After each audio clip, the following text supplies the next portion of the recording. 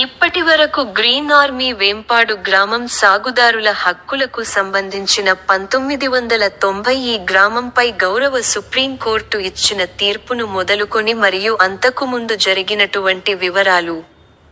గోగునేని రఘుప్రసాద్ నూజివీడు తహసీల్దార్ వారికి మన మంత్రివర్యులు కొలుసు పార్థసారథి గారు నిర్వహించిన ప్రజాదర్బార్ కార్యక్రమం ద్వారా పెట్టుకున్న వివరములతో సహా సెప్టెంబర్ 1వ తేదీ 2009 అప్పటి రెవెన్యూ మంత్రి ధర్మాన ప్రసాదరావు తెలిపినటువంటి వివరములతో సహా తెలియజేయడమైనది. అందరూ సమగ్రంగా ఆలోచించినట్లయితే రైతులకు ఏమి హక్కులు ఉన్నాయో, గొల్లపల్లి రఘునాథస్వామికి ఏమి హక్కులు ఉన్నాయో తెలుసుకోండి.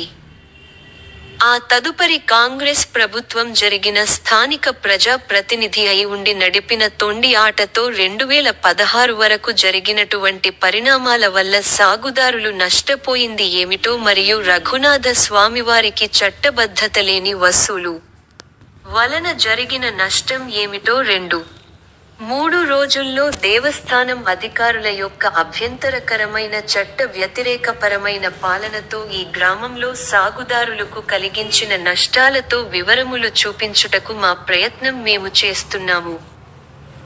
దేవస్థానం అధికారుల వల్ల ఇంకా ఎవరికైనా రైతులకు నష్టం జరిగితే ఆధారాలతో వివరణ ఇచ్చినట్లయితే అవి కూడా ప్రచారం చేసి స్థానిక మంత్రివర్యులు కొలుసు పార్థసారథి గారి ద్వారా ప్రభుత్వానికి తెలియజేయుటకు మా ప్రయత్నం మేము చేస్తాం.